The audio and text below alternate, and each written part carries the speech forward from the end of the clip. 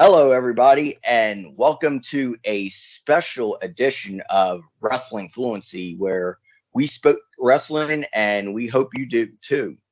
I am once again your host, the Moneymaker Heartbreaker, the champion of time, the king of Pennsylvania strong style, $1 million Matt, and I am once again joined by the Alabama Slammer, Brandie. Brandie, what is happening? Hey, look at us getting a second episode out in this month. Yeah, and on top of that, it's WrestleMania season. Yeah. Are y'all excited? Are y'all excited? I hope you are. I wish I could just like click a button and crickets start chirping. Like, "Tweet, tweet." Are you Yeah. excited? Hmm. Ooh, tough crowd. At least it That's is all from right. where I'm sitting. Yeah. Yeah, tough crowd, but hey, we're tougher than $2 steaks here. But anyway, how's your week been, Brandy? Incredibly exhausting. uh, my job is adding a lot of new stuff, Hmm. and then I have school stuff I'm doing, and having some issues with my school. So Yeah. I'm just Yeah. very burnt out. Yeah. Yeah. I almost feel like it just seems like that time of the year where we're just in the eye of the shitstorm, if you will. And I was going to say, I also, with my 9 to 5, have been dealing with a very demanding schedule and a lot of demanding tasks. If y'all don't know, I work at a local power plant as a contractor in Pennsylvania. So And you're there's a getting lot of, ready. You're getting yeah, ready for a big outage. yep, that's right. And that usually means big checks. But at the same time, it's a lot of demanding work, and I wouldn't even wish it against anybody I'd be feuding against if I was a wrestler. My company got bought out at the first of the year, and so we're starting to see like changes coming down to where things we used to do are now being changed, and it literally feels like we're drowning in paperwork. So Yeah, it's brutal, and it seems like over in my job, a lot of people are asking me for every little demand, and I'm supposed to come up with an answer real quick. And sometimes it's hard for me, especially with me having the busy mind that I have. So yeah. Now, I'm just. Oh, go uh, ahead. Sorry. after how long does your outage last? It usually depends. Um, as of late, believe it or not, past couple of years or so, there've been really short outages. So probably about 2 to 3 weeks, but ballpark, the longest that I think we've ever had is maybe a month and a half. So yeah, and around that time, a lot of people are at their wits' end. They want the whole thing to be over, but at the same time, don't understand that it's a slow process, especially when you're dealing with very delicate parts in nuclear. Yeah. Because if you've worked in the nuclear industry, folks, you pretty much know and understand that you cannot make a mistake. One mistake, and that could be everybody. Yeah, seriously. Yeah. Um, well, my job is going to be the same the whole time, I guess. But I'm ready for this semester to be over. I'm going to take the summer off, and was actually talking to a friend earlier since I've been getting such the runaround at school with my financial aid and stuff. I think that I'm going to take this summer off, use it to take some CLEPs, and just when I go back in the fall, just declare my degree and be done and try to graduate this December. Whew. So, I don't blame you, kiddo. I yeah, really don't. I'm just ready for it to be over. I feel like Yep. I've been in school forever. Yep. And I'll say this to y'all: give a big shout out and clap to Brandie because she's doing all this plus doing school plus, all her other duties that she has going on, and me myself with my 9 to 5 and plus this and my other side hustle, which I'm doing. It's just like we are the workhorses. So Yeah.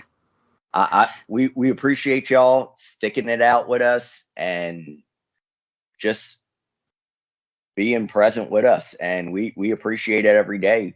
Truthfully, we mean that from the bottom of our hearts. Yeah, it's nice to know that there are people who want to hear our shows, and we want to give you our shows, and we're trying to get our lives to places where we can give you shows. It's just, I was telling someone else, it's just that middle part right now, the interim between like two big moments in your life. The moment you decide to change your life and the moment you get to your like big goal. We're in that middle where there's milestones, but it's still definitely a grind. Right, exactly. It's almost like we're betting on ourselves, but we're not losing sight of the fact that at the end of the day, we got to keep the lights on and keep food in our fridge. So Yeah. there's that. Yeah. Well, speaking of odds and betting on things, we've got a lot of fun stuff in this episode. Oh, yeah, absolutely. Especially since the fact that it is, once again, WrestleMania week. Yeah. Yeah, did you see that they're going to change Raw? Raw is now called WrestleMania Raw, and I guess SmackDown will be WrestleMania SmackDown. Yeah, it's just like, all right, this is translation for the go home show. I'm like, dude, we used to call this Raw before Mania all the time, and then like after it's Raw after Mania. But WWE's like, no, we gotta brand it. We gotta be able to put it on a T-shirt. Yeah, we gotta put our stamp on it. And I'm just like, come on, you're not fooling us. It's the go home show for WrestleMania. Oh my gosh, we almost forgot. You and I haven't even talked about that. Triple H retiring. Oh yeah, that's right. That's in big wrestling news. Triple H hanging up the boots. So I'll say this: shout out to the game. You gave us great memories. Times where we loved you, times where we hated you. But for the most part, we appreciate what you've done for the wrestling business here at Wrestling Fluency. So we are giving you the big shout out and giving you your flowers, game. God bless you and whatever else you do next. Oh, and man. I'm going Triple H is such an integral part of wrestling, and he was my sister's favorite wrestler when we were younger. And I don't know if you guys remember this this specific photo shoot, but it was a picture of Triple H, and I think it was shortly after he'd come back from the quad surgery, and he's like in this black tee standing in front of this Jeep. She had that poster hanging on her wall for like our entire childhood. That's pretty awesome. And I actually have a Triple H Motorhead t-shirt that I wear constantly. Which I love. Yeah, I like Motorhead too, and so I was always really excited for Triple H's entrance when he was using the Motorhead theme. Yeah. Which was the majority of his career. Oh yeah, definitely. And I will say this, my favorite Triple H entrance, and this is mostly because I'm a big Mortal Kombat fan, was when he did the Shao Kahn entrance. Yeah. I believe that's when he had Charlotte Flair, Alexa Bliss, and Sasha Banks as his girls that were crowded around him, taking off his robe and taking off his Shao Kahn helmet. Mm-hmm. It was, man, Triple H really did those WrestleMania entrances. He did. He had some great ones. Yeah, and he definitely made a spectacle out of it, and that's why I was always interested in the Triple H matches, because I was always curious and wondering what is he going to do for his entrance, because I know he's going to do something special. Yeah, he always did something awesome. Even like, do you remember him and Stephanie riding on? I don't even remember what it was, because it wasn't a motorcycle. It was like a trike or something like that. Yeah, some kind of motor trike. I love that. They looked so Mad Max. Yeah, or they look like a badass. Like they look like oh my god, the two characters from Sons of Anarchy. Um, oh my god, can't think of the actor's name. I'm having a brain fart here, but I know more than likely Stephanie would be Katie Siegel's character, and oh my god, shame on me, Ah, folks, for all the Sons Gemma of Anarchy fans. and Help Gemma me out is. here, Brandie. I don't remember. Oh no, I don't know. I haven't watched that show in years. Yeah, yeah. But I was definitely a big fan at a time, but it kind of reminded me of that. So I was just like, it's pretty cool. Yeah, it was definitely cool. So Triple H, thank you for the wrestling. Yep. It's been a And that great run. Yep. And thank you for the memories and the people that you helped become superstars and gain their confidence. And thank you Indeed. for the awesome version of NXT. I still think your version's better. I still have mad hope in my heart that one day he will be like leading the WWE. Oh, for sure, definitely. It'll be a brutal battle to get Nick Khan out of there. But if anyone can do it, Yeah. it's the go. Yep. Triple H. Well, that was a little sidebar, but Yep. Sidebar combo. But back to the betting odds, which Brandie will be mastering and handling.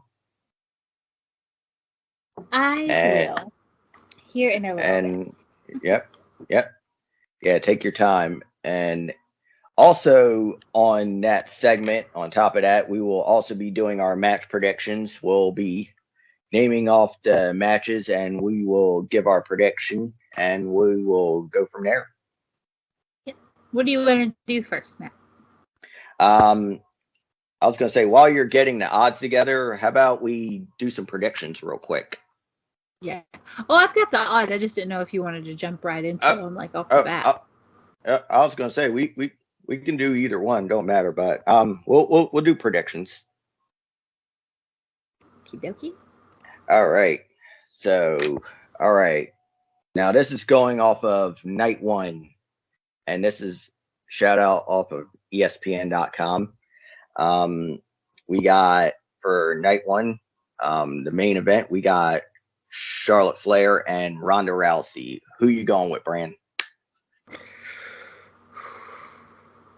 Normally I would say Ronda, but both of them have like both Charlotte and Ronda have, for different reasons, kind of fallen out of favor with the Office.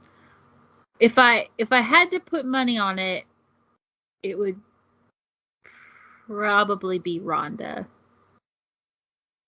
Yeah. Yeah, I I could see that in a way, but I will pretty much go against the grain, and I'm actually going to go with Charlotte retaining. That's who I want to win, to be honest. I don't think Yeah, Ronda's been very likable since she got back. yeah. I When mean, she I when guess, she left, she got real yeah, hateful with fans, and I think it really yeah, hampered her definitely. comeback. Oh, absolutely. And I see either result happening, but I'm kind of going with Charlotte on this one. Yeah. Here's my thing. They've signed Ronda Rousey for a year, like from WrestleMania to WrestleMania, pretty much. So my Right. thing is that no matter how much that she's like pissed them off, or the crowd's not taking to her, like if she lost at the SmackDown thing, like what would she do? The only thing next is to go up after Becky, if Becky is who retains. Like, well, even if Becky doesn't retain, a grudge match between those two is due. But if Ronda loses, like, doesn't she lose a lot of like value, pretty much? Yeah. So I feel like Charlotte can afford the loss. Ronda can't. Yeah. But who knows?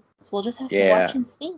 Yeah. And I was gonna say my only pushback with that is just the fact that it's her name, Ronda Rousey, and she alone is a big name draw. I mean, you put Ronda Rousey on anything, just like I guess there is a TV show she guest starred on where more than likely a lot of attention was on that, and who knows if anybody just watched it just because Ronda was on it. Just Yeah. she alone is a superstar. That's true. That's very true. But I would be I do see interested. what you're saying, though, Brand.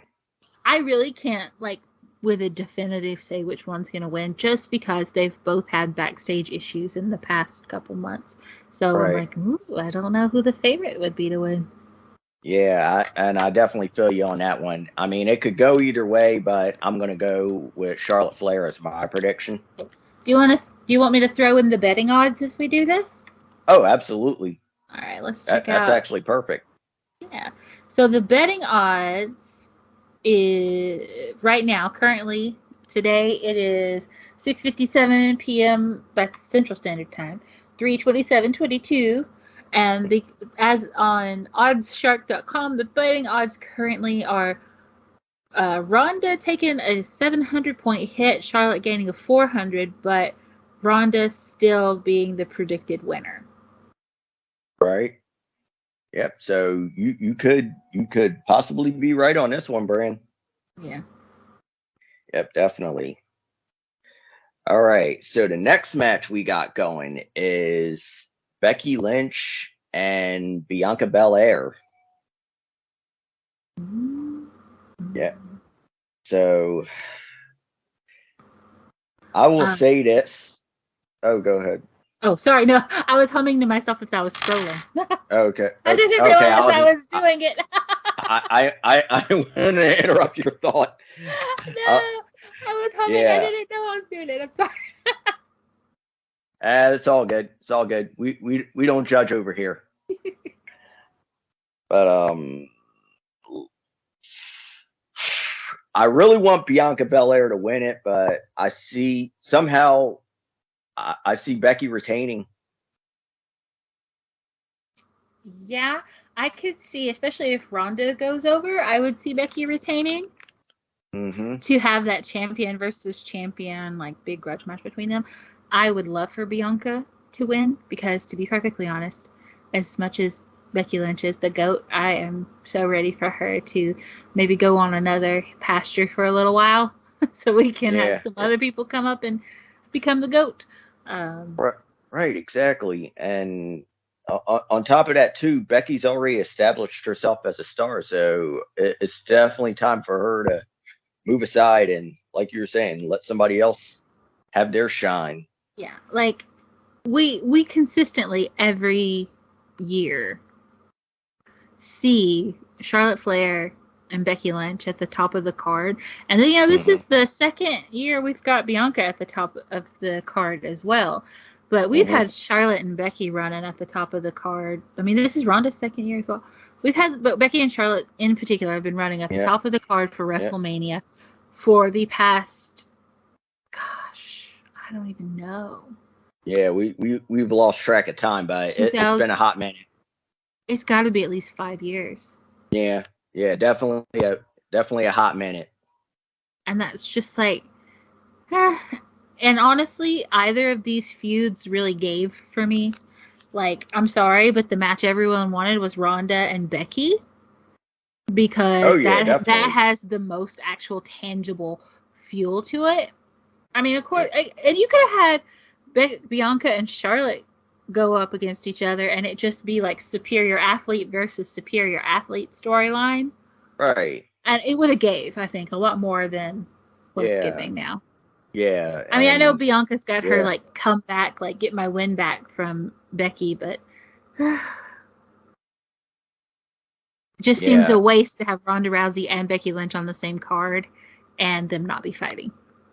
Yeah, exactly. And I was going to add on to that just for the fact that for as far as Becky and Ronda is concerned, it's definitely has a lot to do with continuity because Ronda felt like she got robbed and left on a bad note before she decided to take some time off from WWE.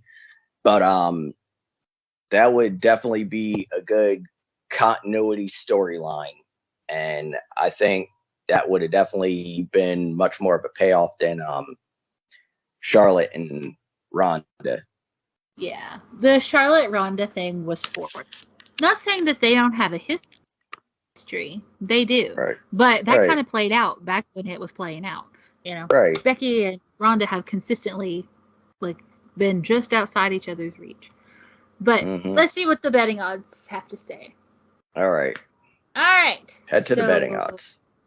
Bianca coming in at -500 and Becky Lynch 300. So they are plus 300 with Bianca Bel-Air being the predicted winner. That's interesting. I would actually hope for that. I'm actually preferring that. I really am pushing for Bianca to win, but I just got this nagging feel in the back of my mind that Becky's going to retain. You know, it'd be a shame because Bianca Belair is like a legit fan favorite. As although they can write her some cheesy stuff to say, overall, she's current, she's hip, you know. Oh yeah, definitely. And everybody loves Bianca, including myself. I'm a big fan of Bianca. I really want to see her win. If she does win, that would be great, and that would be a relief. I'd be like, now great, everybody else gets to step up, and we can kind of fade Becky out into another kind of feud, unless they decide to give her rematch right away, which I hope if they do, she loses. Yeah, it's crazy that for a program that has so much time and so much time slots they fill with utter bullshit, that the women's division always feels like it's doing its best to cram in anything. You know, Right. It's sad.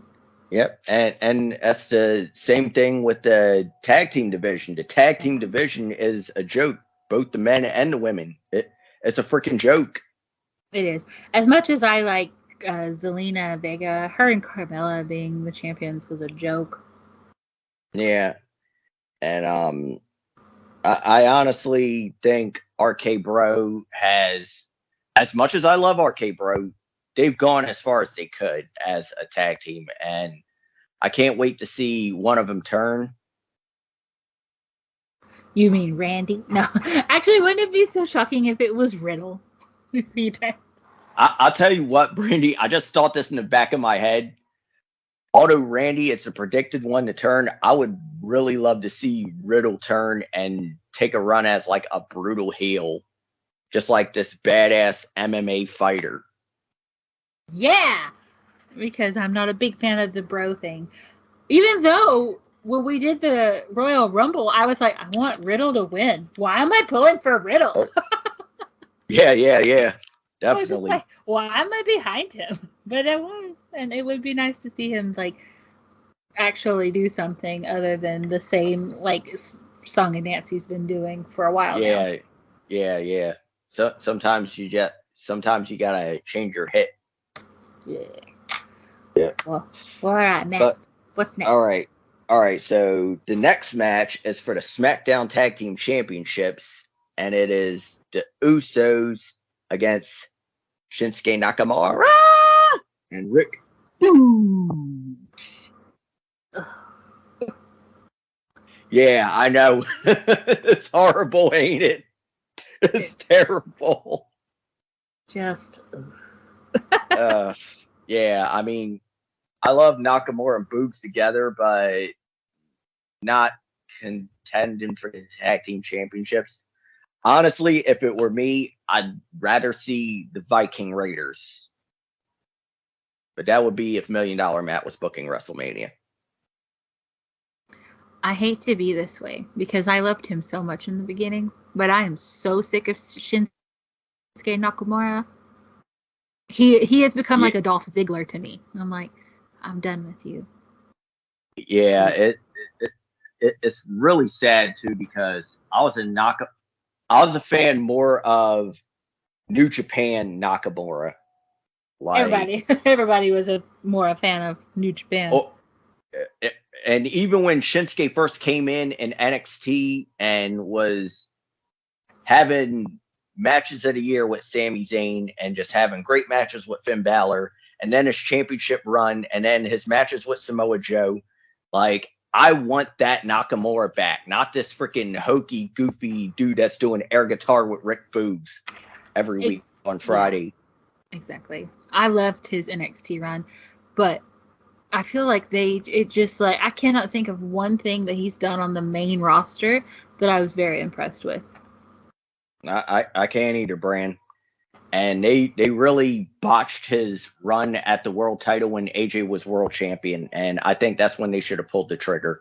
Right? What was that? Was that 2013? They Oh, had the match that was I think that was maybe a little bit later than that. I'm gonna have to. Yeah, that was definitely later than that. Yeah. But it was before Shinsuke got signed, and like they signed AJ and him in the same kind of time area, but it was coming off the heels of them having their epic showdown in New Japan. Right. Like everybody was fiending for that match, and when AJ, like you said, they had a primo opportunity to play off of all that goodwill those guys had in the bank.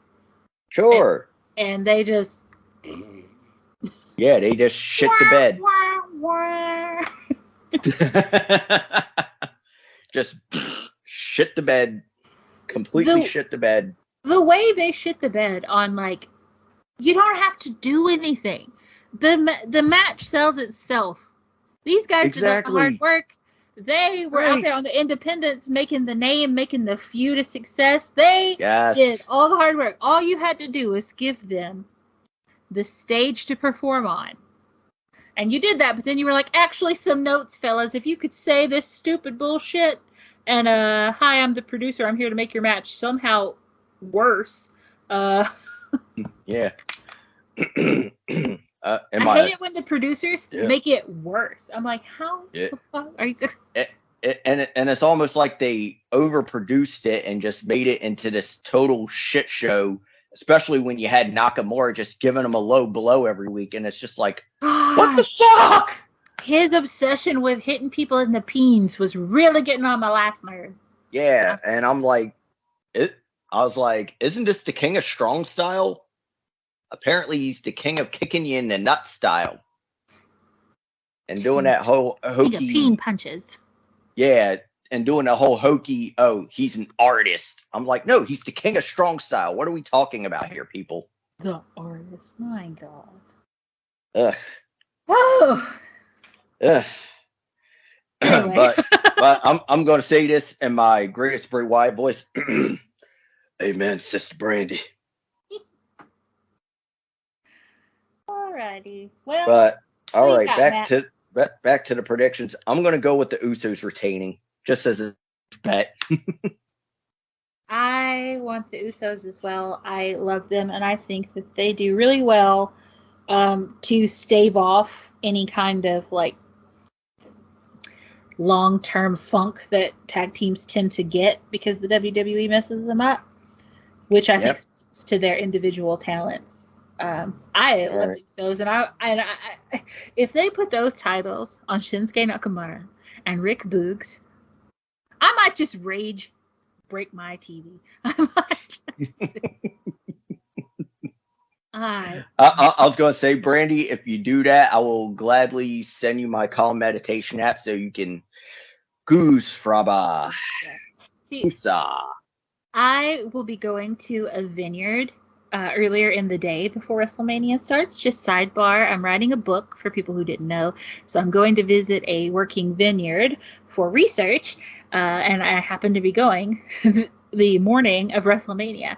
So I'm going to be back at the house with all my wine and might just put a bottle through the TV if Boogs is a champion. Yep, I'm going to have to say, Brandie, get the bottles. If that happens, I'm probably going to immediately get a text from you like, is everything good? Did you break anything? Yeah, I might have to. Well, I don't think we're going to have to worry about it because Usos are sitting at -230, Shinsuke and Boogs at plus 160, and it looks like the Usos are the predicted winners. Yep, thank God. And we hope so too. We hope those predictions are right. Mm-hmm. You know, eventually we need to have one of those rest in peace tag team division signs for the WWE tag team. Yeah, no kidding. give a if Shinsuke Nakamura and Rick Boogs wins, the next episode will start with me giving a eulogy to tag team wrestling. Yeah, exactly. And I will gladly say a few words of how I remembered the tag team division. You know, we will give a funeral. We will give a proper funeral to the tag team division if this happens on an episode of Wrestling Fluency. We can promise you that. I am an ordained reverend, so yeah, we will have Okay. a night. Yeah, Matt. The more people get to know me, they're going to be like, "I'm sorry, say what?" And yeah, I'm actually ordained. I've been ordained several years now. So yeah, we will have a full service. Jesus, you really are a Jane of all trades there, Alabama Slammer. Yeah. Whew. Okay, Matt, who's next on the card? Who's next? All right. The next one on the contestant of Wrestling Fluency would be the Mysterios against the Miz and Logan Paul. It just goes from bad to worse. And I got 2 words for that match. Piss break. Oh my god. Ugh. Go ahead. Talk. I was going to say, and I want to make another phrase on that. Talk about turning chicken salad into chicken shit. Mm-hmm. But I'm going to go on with my prediction. I'm probably I'm hoping for the Mysterios, but I got a feeling Miz and Logan Paul are going to pull it off. Probably, and that might be teased tension between Ray and Dominic. But I'll tell you right now, I feel like The Miz is skating on goodwill that he has accumulated with the crowd from when he had his really hot resurgence a few years ago. Oh, where yeah. People were like, damn, we forgot The Miz is actually a fire bad guy. Oh, yeah. And, like, now he's just boring. Yeah. Can he still throw out a good promo? Yeah, of course. He's The Miz. Yep. Does anyone And give a he's shit? awesome. No. Yeah, he's The No. Miz and he's awesome. But he's milk toast at this point. I'm sick of it. And if Logan Paul being anywhere on my television screen is offensive to me. Yeah. And I was going to say, side note, I hope someone comes along and knocks out his brother. Like an actual professional boxer who actually knows what they're doing. You've been putting amateurs in there. But that's another grievance for another time. I'm not a fan of, and we'll talk about this again later, I'm not a fan of non-wrestlers being on the WrestleMania card in a wrestling role. I take it, but the only person I, in recent years, have taken exception to with that is Bad Bunny. Because Bad Bunny. Yeah, I was just going to say Bad Bunny. Yeah, Bad Bunny was pretty dope. All right, let's see what the betting odds say on this dumpster fire of a match. Yeah. Oh well. Either term would have been proper, Brandie. So yeah, go right ahead. All right, so it's got the Mysterios and Dominics at minus 250, and Miz and the Paul brother at plus 170, with the winner being Ray and Dominic. Interesting. Very interesting indeed. Yep. I mean, I wouldn't be mad at it, but it's just one of those matches where I was like, I don't care. You nailed it on the head with it being the piss break match, the popcorn match, the I'm gonna go get the jalapeno poppers. Yeah. Or who wants another beer? Mm-hmm. Give me a hell yeah. Oh yeah. Okay. Who's next? All right. Oh, shout out to Goldberg. Who's next? Ah. So anyway, we also have rounding off night 1. That would be Drew McIntyre and Happy Corbin. Look, I haven't been watching. How the hell did we get in a situation with Happy Corbin? I guess the office is high on him. They like him, or what he's doing. Oh wait, no, I remember. I remember now them having the thing. I remember. I just like I was like, when did this start? But no, I remember it. Um, you know, it's gonna be a good match. Is it WrestleMania worthy? Nah. But will it be a good No. match? Yeah, both of those guys are good workers. Oh yeah, absolutely, without question. It's a But pre-show it match. just It doesn't need to be on the yeah, main card. yeah, and just for that fact, it just has no meaning behind it. It's just put together. Yeah, It was almost like a match that they just thrown out there. that's exactly what Seth Rollins' match will be whenever they get it. Which, Yeah.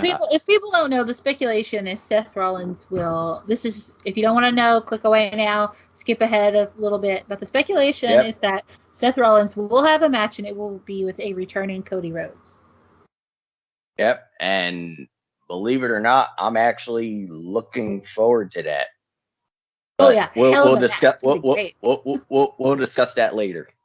Okay. Well, all right. Let's see what they say about old Happy.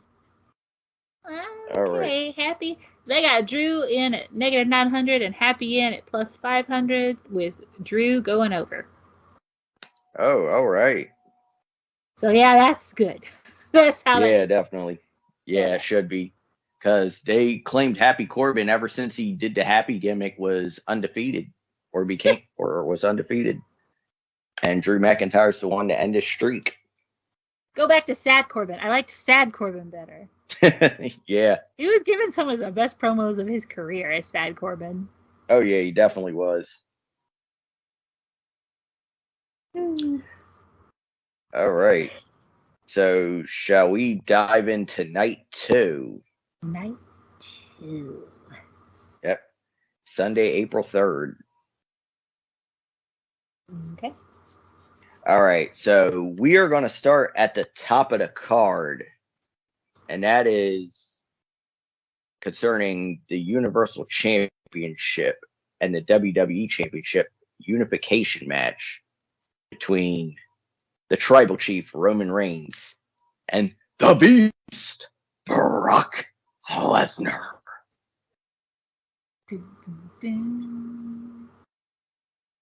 Yeah, big championship match implications here, people. I kind of feel like Brock is gonna go over. Yep, that's a solid prediction, Brandie. But I'm gonna have to go against you, and I'm gonna go with the Tribal Chief. I hope he does, and that it puts a freaking pin. Not that I haven't loved everything him and Brock have done together. I just don't want 4, 5, 6 more pay-per-views this year be taking up with this feud. Yeah, exactly. We just need to close the chapter on that story. Yeah, I would like We for really Roman. do. I would like for Roman to win, be the established bad motherfucker, Mm-hmm. and then go about his business of helping create larger stars. Yep, exactly. He's And a that's he's why I a made think, man. Now he's got to make some men. yeah, and that's why I think Roman is definitely the better choice in that because you're going to get a lot more feuds and you're going to have a lot more people going after him. So I honestly think Roman is the best choice.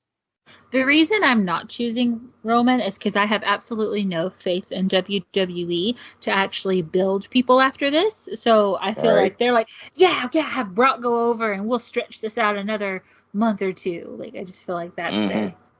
Hopefully not. I want to be wrong so bad, but Yep, you never I know. agree. Yep, It, I 100% agree with you, Brand. and I think Brock would probably want Roman to win too because he's even been in interviews like, I can't do this forever. Right. WWE is Exactly. so bad about taking one of their older talents, hanging their hat on them, and just leaving them there for so long. Right, right. Yeah, yeah, exactly. It's almost like, and we'll take it back to when they tried to incorporate Hogan into the Brett and Yokozuna storyline, and it's just like, really? Brett was carrying that generation for the whole time. He was literally carrying the 90s, and now you throw in a guy that was carrying the 80s in there. Like, come on, people. We're way past eat your vitamins and say your prayers. Yep. Brother. Well, let's see. What's the bet nods say? All right. Where are you at? What we got there, Brandie? Got a little yawn out of me. All right. Yeah, I feel you. We got Roman coming in at negative 340, Brock going in at positive 220, with Roman's being predicted to go over. It may happen. It may happen. I really hope so, Brandie. I really hope I'm right on this. Like I said, with Roman winning, you could definitely have a lot more feuds. Matter of fact, I'll even throw this out there. I'd even love to see Jey Uso get another run at the title shot, even if the Usos happen to lose the titles at some point. Yeah. Oh, let's see. Yep, become main event Jey again.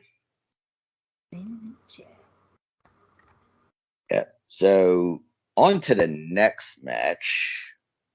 That would be the women's tag team match between Carmella and Queen Zelina, the champions.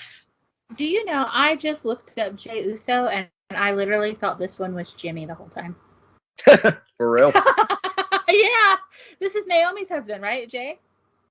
No, that's Jimmy. Okay. All right, yeah. So it's Jimmy, wrong on me. Jimmy. I was originally right then. Jimmy got the longer hair. Yeah. And Jay's hair is shorter. Okay. The first picture with Fox Sports, for some reason, they have him as his brother. So I was like, I've been wrong this whole time. Whoops. I knew it. I knew it was Jimmy. Anyway. That's all right. We'll take that and we'll file that under shit happens. Yeah. For me though, Jimmy Uso has something about him that I feel like he could be like up on Roman's level, and I would love to see him and Naomi on TV. Love to see them power couple it out as some badass heels. Right. Oh yeah, definitely, because I've been waiting for a long time for Naomi to finally get her due of some kind. And no offense, she might have to get rid of that. Well, she will have to get rid of that glow shit in order for her to be taken seriously as like a badass heel. Unless she wants to incorporate it as like something heelish to make it. I don't know how you would do it, but you could do it. Yeah, absolutely. It's all about turning chicken shit into chicken salad. Think about the Purge mask. They're like neon and glow in the dark and stuff like that, but they're scary AF. Yeah, you can do it that way. I have distracted you. Anyway, back to it. We're going to reel it back in for a minute. We're going to take the line and we're going to reel it back in. Carmella and Queen Zelina, the champions. Naomi and the Boss as one contender. Liv Morgan and Rhea Ripley as another contender. And my personal favorites, and I kind of hope they win, Natalia and Shayna Basler.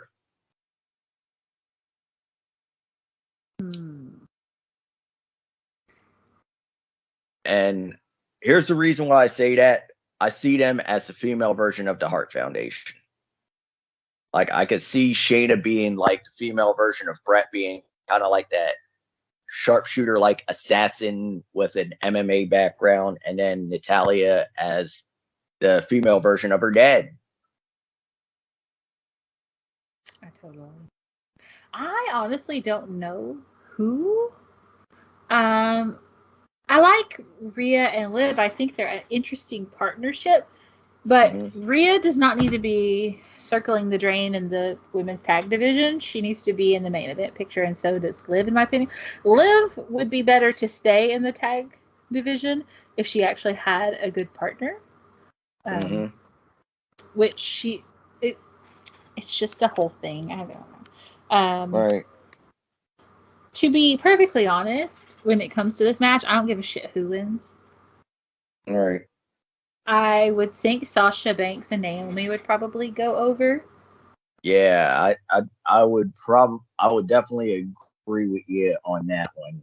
Although, like I said, personally, I'd like Natalia and Shayna to win, but Yeah. Oh, I personal, wouldn't mind them winning at all. oh yeah, definitely. But professionally, I'm saying Naomi and the boss. Yeah, and which is great for Naomi, Hmm. but for Sasha, it's kind of like, wow, you lost the title and just really fell from grace. You're back down Yeah, in the tag division again. But yeah, and I'm going to add another point about Sasha Banks. I really think she is better on her own and fighting for the SmackDown Women's title or the Raw Women's Championship. But that's just me as far as that's concerned. I just find it really annoying that Sasha, Becky, and Charlotte, the trifecta there, Hmm. consistently, it's always Sasha that gets dropped out of the top. And Right, that's not fair because she is just as good, if not better, than both of them. right, She's much exactly. better. Actually, she's much better than Charlotte on the mic. And Oh yeah, she definitely. can go in the ring just as good as either of those. Yep, So exactly. it just always irritates me. It's like, why Sasha? Why Yep. is Sasha consistently the one who gets dropped out of the limelight?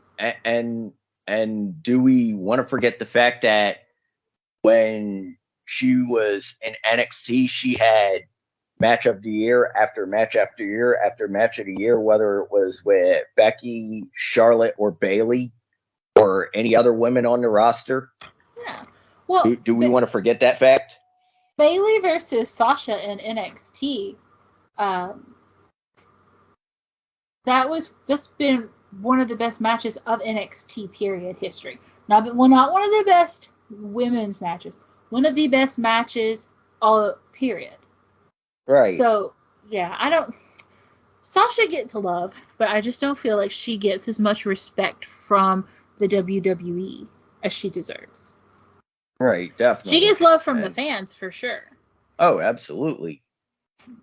And I'm sorry, but like Sasha's whole I'm the boss character is so much more believable than Charlotte's I'm the queen. Like you can tell that Charlotte being the queen is a put on affected, kind of thing. Right. Yeah. Sasha's being the boss feels a lot more organic and true to her as a performer. Yep. And that's without a doubt. And on top of that, Sasha actually believes in the gimmick. And on top of that too, speaking of which, Sasha Banks is money as far as merchandise and sales and all that's concerned. I mean, look at them little glasses that you see little girls out there wearing in the arenas or wearing her t-shirts or anything else Sasha Banks related. Yeah. I see Sasha Banks being recognized later in life, but I just feel like she's playing that role All in right. in women's wrestling right now that you saw people who were kind of playing, say, like the Molly Hollies were playing during the Trish and Lita Right. thing, Yeah, where they kind of like playing the part, playing the role. yeah, it's like you acknowledge that they're good, you acknowledge that they're threats, like the Victorias and the Molly Hollies and the Jazzes, Right. like those Yep, kind of, exactly. and Or the I Gail don't Kims. or the oh poor Gelkin, but yeah, I feel like Sasha deserves more. I got off on a tangent. Let's get to the the betting odds. Yeah, yeah. Yeah, The back to betting it. odds, Let's reel it. Let's reel it yeah, back in. are I'm gonna just do instead of giving you numbers, I'm just gonna give you this in order. The least likely would be Natalia and Shayna. People do not believe they are winning. Okay. People do not believe Queen Zelina Fortunately. and Carmella are retaining. They do not believe that. Oh, so we're That getting a new champ either way. Yeah, new champ either way. And between Sasha Banks and Naomi and Rhea Ripley and Liv Morgan, the people have spoken, and they think the new women's tag team champions will be Sasha Banks and Naomi. Team Yep. Bad. Yep. Team bad. Unity. I mean, that's two really good women that Oh could yeah. stand to elevate those titles. I just hate seeing them taken out of the main title picture. Yeah, exactly. Especially when they deserve their flowers as singles competitors. Well, and Naomi, she had some matches a few weeks back with Charlotte, and people were hot for her. And I was like, don't do it, girl. Don't put her in a tag match Yep. And they when did people it. are hot for her to be a champion. Don't put her in. Yeah, and they did it. Yep. Yep. That's exactly what they did. They did it. Well, all right, Matt. What now? All right. Here's the next one. And this is actually, I'm gonna say this. This is the sleeper match that I'm actually looking forward to. And that is the Hall of Famer Edge versus the phenomenal AJ Styles. Yeah, you kind of just know this is going to be like one of the best matches of the night. Yep, and it's going to be a banger. It is. I'm more excited to see this than when everyone was so on to see Edge and Randy, I think it was. I'm much more pumped to see Edge and AJ. Yep, and I'll just say this just as like a side note and sidebar. I am loving Edge's new theme song. Yeah, a Really lot of love it. people really do like it. You know, It's sometimes it could go, when you replace an iconic theme song, it could go south, but they did a good job. Yep, and it just sounds more sinister. And I love that intro where he's like, "You think you know me? You never did." Yeah, I, it was good. I was just like, "That is so awesome." You And know, on top of that, the blue entrance too as well. Chef's kiss. Edge has been someone who's consistently had good music his entire career. Oh At yeah. least, at least in that I know of. Who knows? He might have been in Canada coming out to like Billy Ray Cyrus. I don't know. But Yeah, probably. from what I know Oh of Edge, he has consistently had good music. yeah, he definitely has. Well, who do you think's taking it home? AJ or Edge? I'm actually going to go with the phenomenal one going over on the Hall of Famer. I have to agree. I think that Edge might be getting a little road weary. He's been Hmm. doing a lot since he's had his comeback. Yeah, and I think honestly, as far as Edge's comeback, he's basically been doing dream match after dream match that a lot of people have wanted to see him in if you were wrestling because wrestling fans talk and they're just like, man, if Edge was wrestling, it'd be cool to see him have a match against Seth Rollins or it'd be cool to see him have a match against AJ Styles. And those two matches have already, well, the next one is going to happen. So Yep. I'll tell it's, you what, if it stinks up the place, I will be thoroughly shocked. yeah, I'll be shocked, but at the same time disappointed because, like I said, that was like my sleeper pick. Well, we've got Edge in at positive 110, AJ at negative 150. AJ Styles going over is the prediction. Yep, go on figure. Nobody cares who wins that match. They just want to see it. Yeah, oh yeah, you love to see it. Yep, but next match, and I honestly feel like that's going to be another beer break. More than likely, a lot of people will be drunk. But anyway, Sami Zayn versus Johnny Knoxville. Why you be doing my boy Sammy dirty like that? Why? I have been infinitely annoyed by Sami Zayn. And Yep, I loved Sami Zayn. Loved him. Loved him as El Generico when he came to NXT. Die Hard right. Sammy. I have like so many like Oh, I know you memes. were.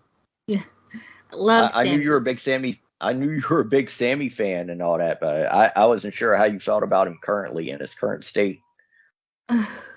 I'm a little tired with his shtick, and this is not helping.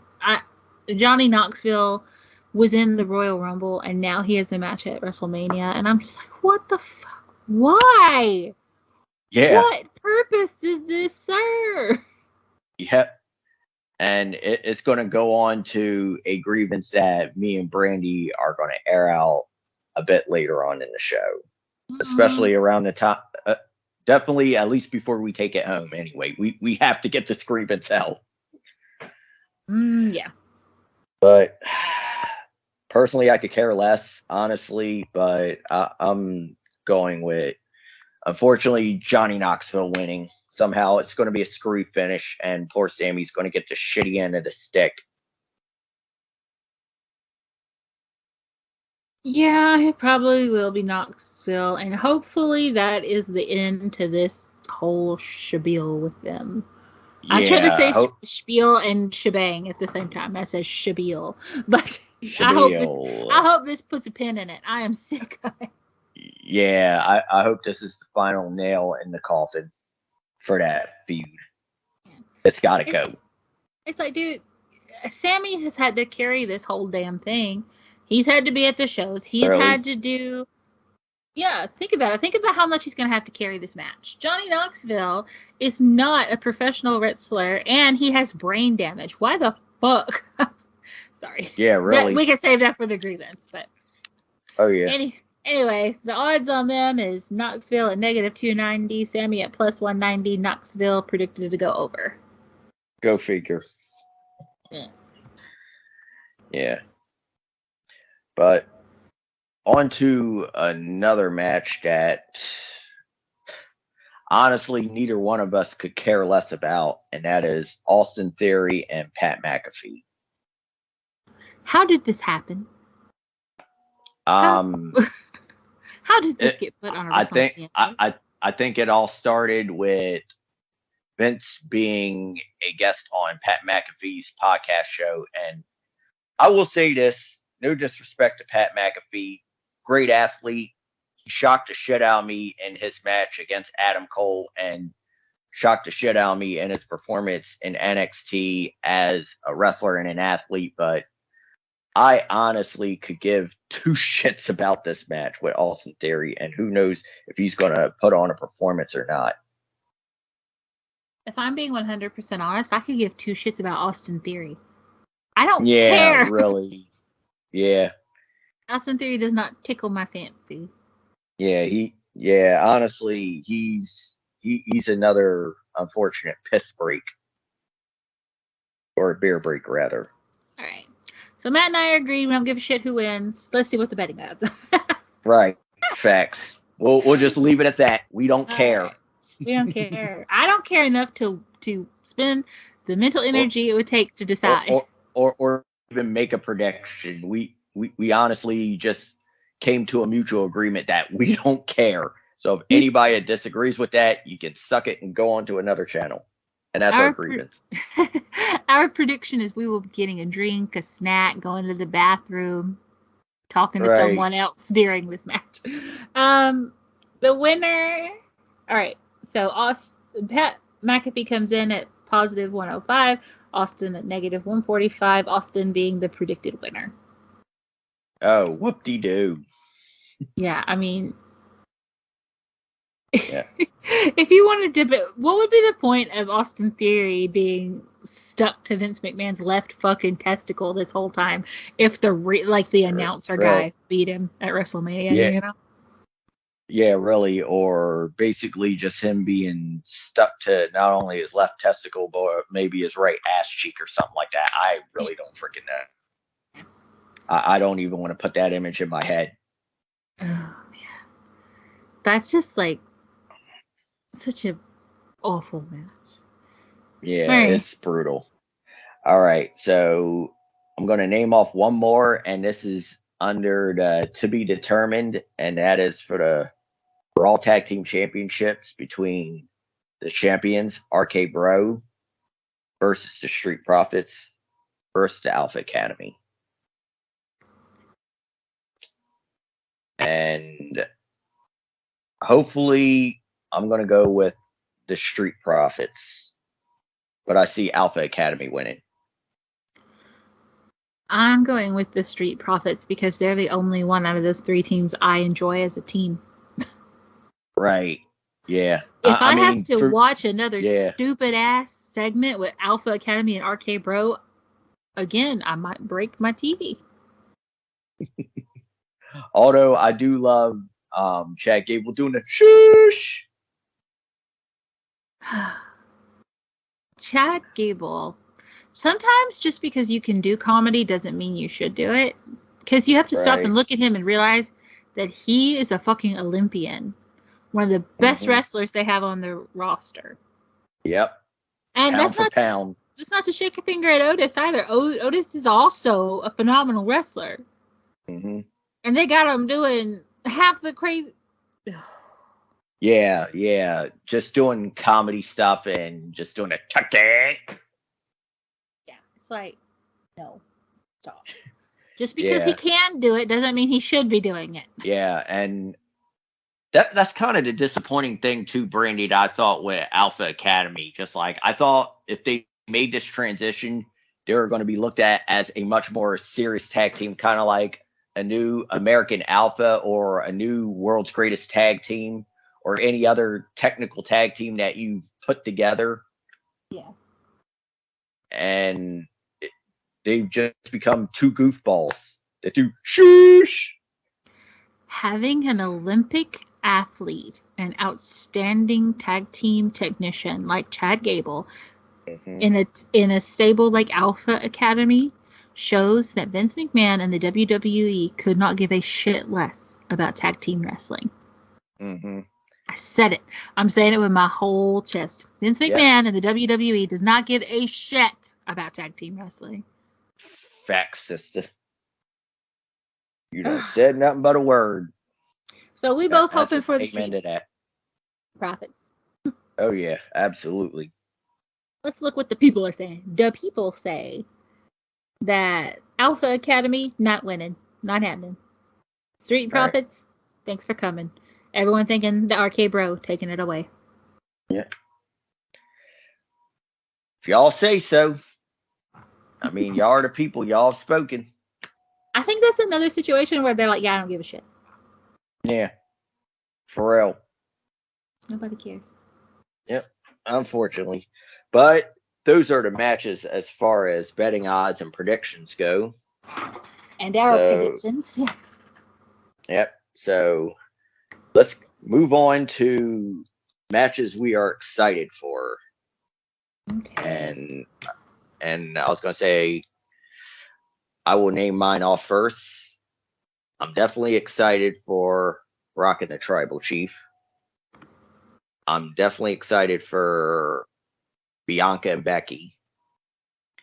And fast forward, folks, because you're about to get a spoiler. I'm excited for Cody and Seth. I'm excited for the segment with KO and Stone Cold. I'm interested to see what's going to happen and how that's all going to escalate and turn out. And like I mentioned earlier, this is my sleeper pick, and I really hope it doesn't stink up the joint, and I will be shocked if it does. But AJ Styles and Edge. And those are the matches I'm excited for. Everything else I could really care less about. And on one of my grievances that I will have, I swear this is going to be a whole snort fest for WrestleMania 38 as far as that's concerned. But do you have any matches you're excited for, Brian? I am excited for all of the women's matches. And I don't say that just because I'm a women's wrestling fan. It's because when you look at individually each woman in these matches, all of them phenomenal athletes. So you know it's going to be a pretty good show. The only one that I see really having the opportunity to kind of be a little touch and go is the women's tag match, just because there's so many bodies in the ring and tag team wrestling is so new to the women in that. But they've got some like ring generals in there. They've got Natalia in there, Shayna in there, Sasha in there, Naomi's in there. So they've got like people in there to help direct the thing. So those all three women's matches, I honestly think the women have the strongest of all out of the card. They've got the strongest matches. Of course, excited for Roman and Brock because you know it's going to be good. You know it's going to be.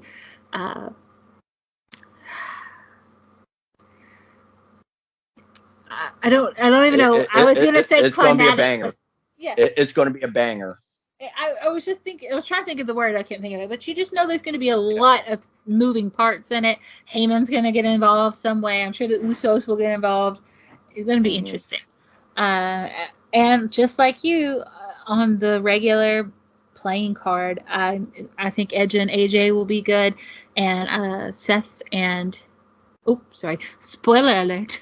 Skip ahead if you don't want to hear this, but Seth and Cody will be good, especially because I think Seth and Cody, if that happens at WrestleMania, will be a delight.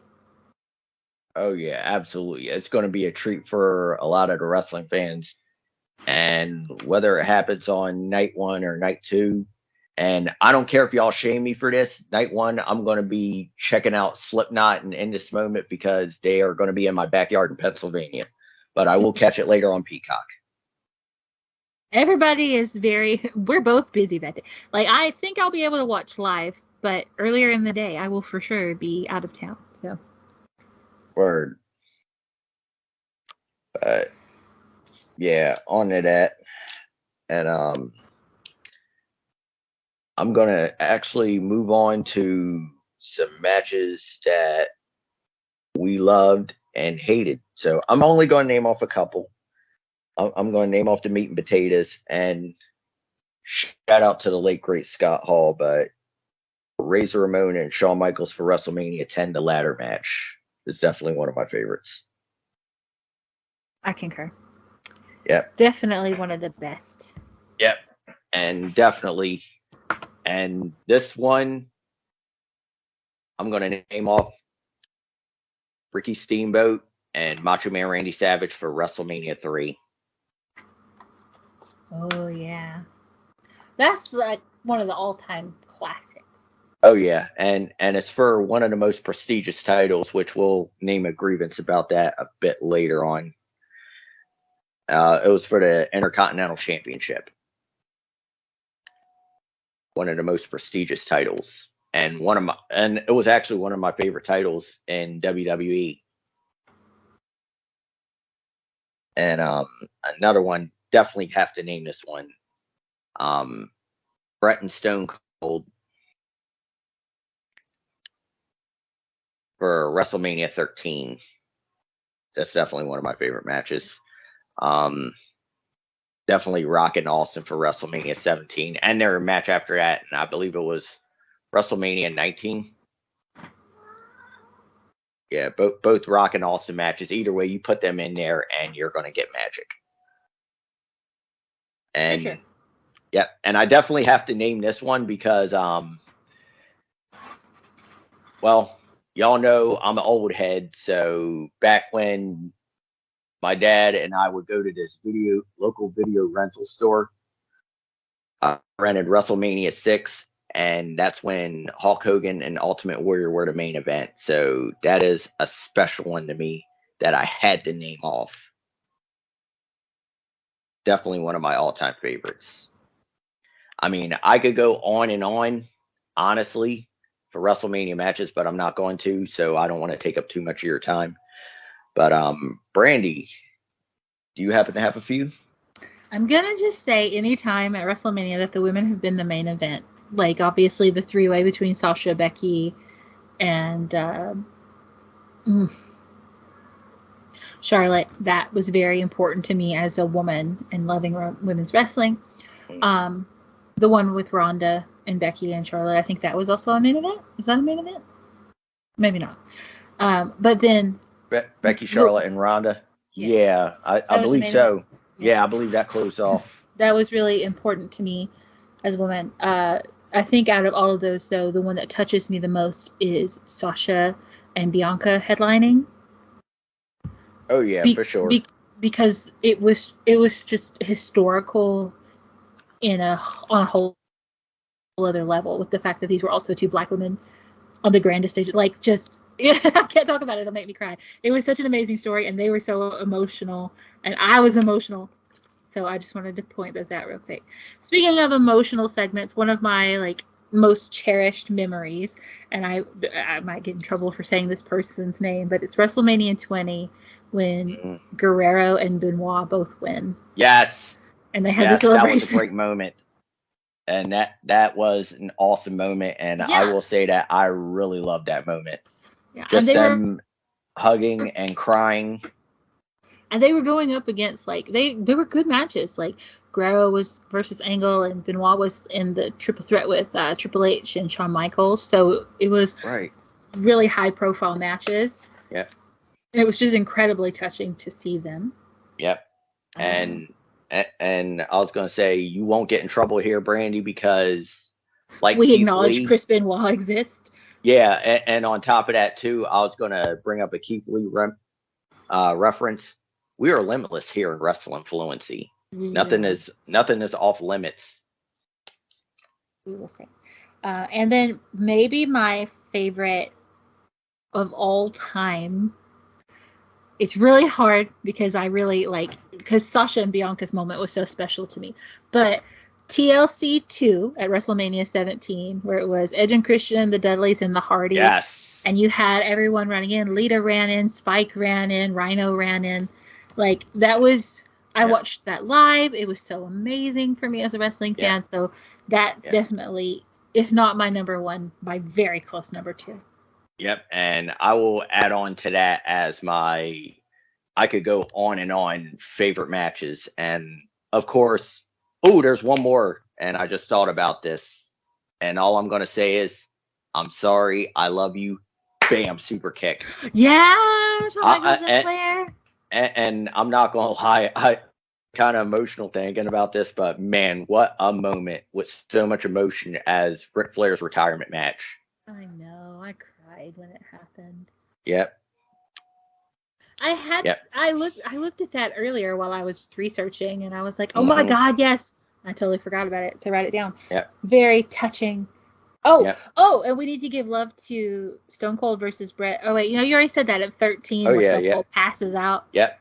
But I will say this, we're going to have to give love to the career of the very phenom who is recently going to get inducted to the Hall of Fame, The Undertaker, with his countless matches against Shawn Michaels, against Brock Lesnar. Against everybody. The man's fought everybody. Yep, exactly. And even had a blunder of a match against Giants Gonzalez, which we will kind of keep that under shit happens. We will. Bad matches happen. We'll just sweep that under the rug. Yeah. We'll sweep that under the rug as much as Great Khali and Kane. Oh, for real. Hey, is Vince McMahon doing Undertaker's induction? From the last time I heard, I believe that to be true, my friend. Awesome.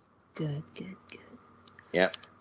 I'm glad that he's doing that. Vince McMahon never, ever likes to do that.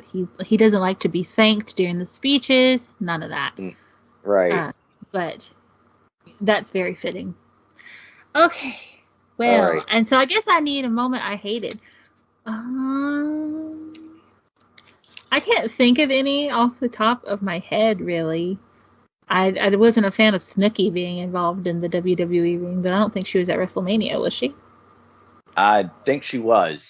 I think she was involved with a match with John Morrison.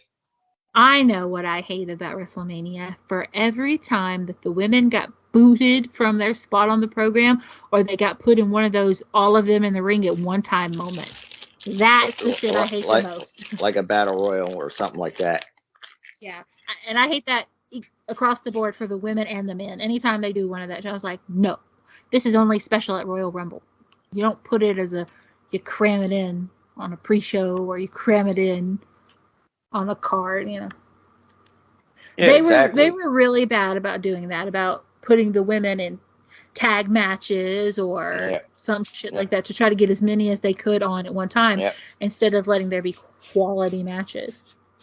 Which you kind of see that happening on this card with the championship, the tag team championship. But at least the singles championships are actually singles matches this time instead of triple threats.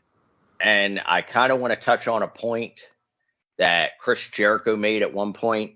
I believe he said Mania's focus is just like most of the title matches, and whoever's the main attraction, and everything else is just background noise. Which it shouldn't be that way. Every match should be important in WrestleMania, but we're not the producers and we're not the people who put together WrestleMania. So there's that. In my head, I see WrestleMania to WrestleMania as a season, one whole season of the WWE. Mm-hmm. So for me, WrestleMania should always be tying up loose ends of the biggest feuds of that year. Right. It's the grand finale of that season of WWE. Yeah. And so when they do shit like put Boogs on the card in a championship match, I get a little mad about it. Yeah, exactly. And it just makes the show more of a joke. And it's like I was mentioning to Brandie earlier, and this is kind of like part of our grievances. WrestleMania, for most of us wrestling fans, it's like Christmas to us. It's like our Super Bowl. It's like our Oscars to the movie world, whatever you want to call it. Just like the big grand finale, it's a spectacle. We all get excited for it. But this year's WrestleMania, I'm just going to flat out honestly say I'm not excited for WrestleMania 38. No, not at all. I was telling Matt this, but I'll tell this story here too. WrestleMania used to be something that I would take off work for. And like leading up to it, we would go buy like food, either grill or something like that. Like it was a big deal. Like you said, it's like the holiday. It's like our Super Bowl, you know? Mm-hmm. And it just hasn't felt that way in a really long time. Yep. And I was going to say, going along with what Brandie said, me and my friends would actually take trips to go see some of the WrestleManias. I actually seen WrestleMania 32 in Dallas. I believe I seen the second one in New Orleans. And that was about it as far as my WrestleMania trips were concerned. Yep. But yeah, it just felt like a big spectacle, and I connected with a lot of people from all over the world. Me and my friends did, and it would be like a big thing. It would be like a big week, and right? it was just amazing. But Yeah, now I'm just like, you used to dream about the opportunity to go to WrestleMania week. WrestleMania week was it was like that week leading up to Christmas, like you said, because you were like, oh my God, I want to go, and I want to go to Access and the signings and this and that. And it was all this stuff planned. The shows leading up to WrestleMania were some of the best Raws and Smackdown of the year. Right. It felt big. It felt important. And It the doesn't. NXT takeover shows on top of that too. Yeah. Yeah. Like as a wrestling fan, you wanted to make the pilgrimage to whatever city to see WrestleMania live and to be a part of the WrestleMania activities. And I don't know about you, but I haven't heard about any WrestleMania activities. I'm sure they're happening, but they don't seem to push it as much as they used to. And maybe that's because COVID and all that shit. I don't know. Yeah, but I think they made like a little I think they made like a little ad recently of WrestleMania Access down in Dallas, where you could have the whole experience, where you could, I guess, cut promos, you can meet some of the wrestlers, get autographs, and get pictures, and then go into the WrestleMania store. You know, you said get pictures, and I just realized that I was like, hey, I went to one of the Raw tapings, and I got my picture taken with the belt. And then I'm like, whatever happened to that picture? Whew. My brain just going off doing things. Yeah, you had a premonition. I was just like, where the hell is that picture of me with that title belt? Yep. You just had a premonition, a vision. Somewhere. Yep. But I got a few things I gotta get off my chest, Brandie. All right, Matt. Hit us with it. So, first of all, where the fuck are the mid-card title matches? Is my first question. Where's the title where's the match for the Intercontinental title, and where also is a match for the U.S. title? Like, aren't those titles important? Shouldn't they be on the card instead of Johnny Knoxville and Sami Zayn, or a match involving Logan Paul? Exactly. I mean, don't those titles mean anything? Because last time that I checked, those two mid-card titles were the launching point to you going to the world title or the Universal Championship. And we don't have that, and it's just like, what's the point in having these titles then?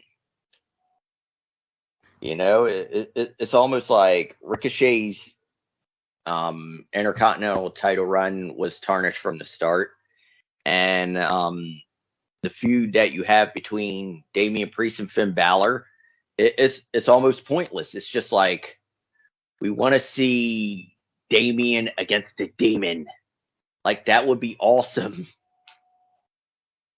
and it would actually make the U.S. title important. The weird thing is that the people that used to be like fighting for the U.S. title, like the caliber of wrestler that you would see fighting for the U.S. title, Right? is now the caliber of wrestler you see fighting for the Intercontinental title. And then, you know, obviously, like, some lower card wrestlers are going for the U.S. title, and it has cheapened the titles. Like, not to say Ricochet is not a talented wrestler. He is, but what the fuck has he really done in WWE? Really? What Absolutely nothing. standout moments has he had other than flipping around? And that's what you get when you get a bunch of people, you sign a bunch of people because they can do a bunch of cool flippy shit, but they can't tell a story to save their life. You get a bunch of people who you can spot monkey out there. And that's it. So what used to be the thing with the IC title is that the guys that were going after the IC title were the people who were just on the cusp of breaking through to the main event. You know? Exactly. And that was Macho Man Randy Savage is a good example of that. And going back to his match against him and Steamboat for WrestleMania 3, like, Savage sold that whole story. I mean, Steamboat, he didn't have the strongest mic skills, but you believed that he could kick Savage's ass. And that was the thing with that. And that's the difference between him and Ricochet, sadly. But you believed in that match and you wanted to see it. But unfortunately, with Ricochet, it just seems like all he's known for is doing flippy shit and jobbing to people and maybe giving them an opportunity. And if he's lucky, be on the pre-show. Yeah. Well, WWE has done a god-awful job of creating heavyweights. Horrible job. They had heavyweights and they got rid of them. Braun Strowman got rid of them. Keith Lee got rid of them. Bray Wyatt heavyweight got rid of them. Like, all people that had potential that could look. A title can either make the man, but usually it's the man that makes the title.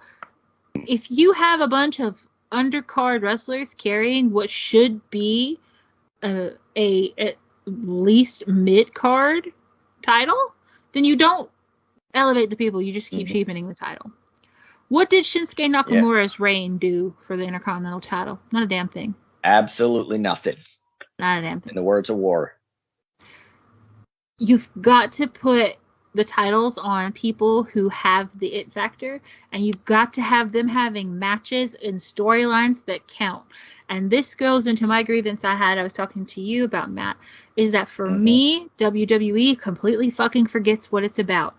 A wrestling show has always been and should forever always be about the lives and the feuds of the people who come to that company to fight for the top prizes, which are the championships.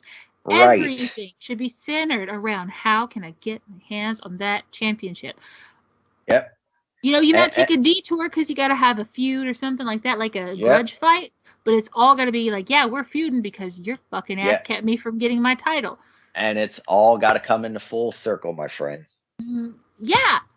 It's all got to make sense, and it's all got to be relevant back to the fact But at the end of the day, WWE is buying and selling the fact that you're supposed to believe these people are competing. Okay, back in the day, it was obvious what they were competing for. They were competing to be at the top of the mountain. What the fuck are they competing for now? Nothing. Yeah. Nothing. The opportunity to carry Johnny Knoxville through a match. Yeah, really, or just happy to be on the card. Yeah, like it's ridiculous, and it's, as a wrestling fan, it's offensive because wrestling is an art. Yep, and I want to, and WWE I'd like to add on. Yep, and I'd love to add on to your point, Brandie, about the thing you were talking about with the titles. The titles are basically the holy grail. Those are the things you fight for. That is the prize that you're fighting for. And you have to make it mean something. And if you don't make it mean something, then it doesn't belong on the card. And unfortunately, you have these undercard guys that really can't carry a promo out of a paper bag, and the title really has no kind of meaning behind it. So what the fuck are you doing? Exactly. And it's just sad that we've gone from the Intercontinental title and the U.S. title being the holy grail to just being meaningless titles that people just hold on to. Yeah. Well, you go to WWE, and it doesn't mean shit to be there anymore. Right. You can have an amazing career outside of WWE and be more respected than if WWE is not the place to be anymore. It's not the pinnacle of your career anymore. For most people, it winds up being the downfall of their character. They work so hard on the indies to make these amazing characters, and they put all this time and effort into it for WWE to sign them for a little bit.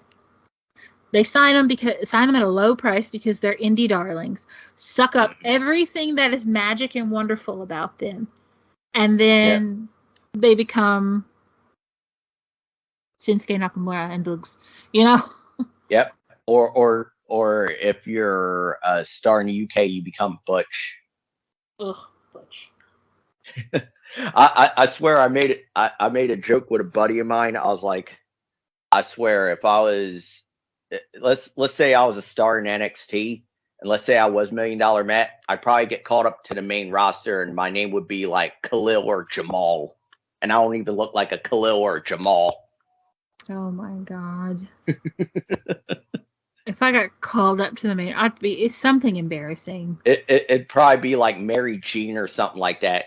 Hey, you're from Alabama. Let's call you Mary Jean. Put some fake freckles on your face. Put your hair in pigtails. Yep, and then act like you're missing some teeth, or we'll make it look like you're missing some teeth, and you can come around with a banjo. Oh, yeah. Have a guy that's a manager that's my brother and my husband or some shit like that. WWE that's WWE creative for you. It is. Yep. I'd probably be walking around with a hoodie and fake chains that probably turn my neck green. And gold teeth. All the gold teeth. It's not even real. It's like some kind of foil. No, knowing my luck, Brandie, I'd probably be R-Truth's long lost little brother. Oh man. WWE, you are the drizzling shits when it comes to creative. I find it hard to watch the show anymore, to be honest. And facts. It sucks because I'm like, I want to do the podcast, so I need to watch the show. But if I don't force myself to watch it as it's happening, I'm like, no, I'm not watching it. I'm not doing it. I don't blame you. I don't always have time to go back and watch it anyway. But I try to watch it because I also know that if I don't watch it now, I won't watch it.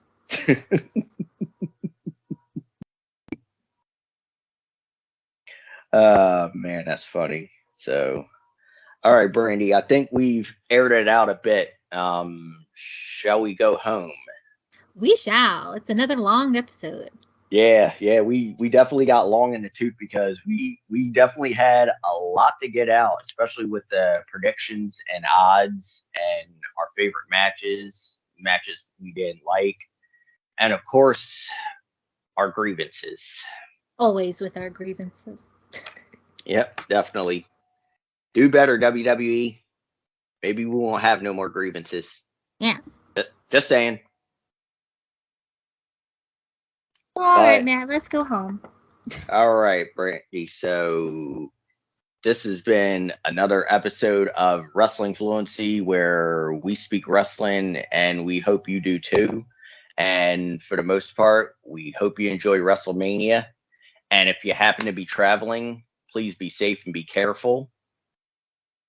Don't cause no trouble or anything like that. I shouldn't have to tell y'all that. But anyway, once again, I am your host, Moneymaker Heartbreaker, King of Pennsylvania Strong Style, Champion of Time, $1 Million Matt. And once again, my co-host and tag team partner. Oh, it's me, Alabama's Lorena Brandie. All right, and we out. Boing.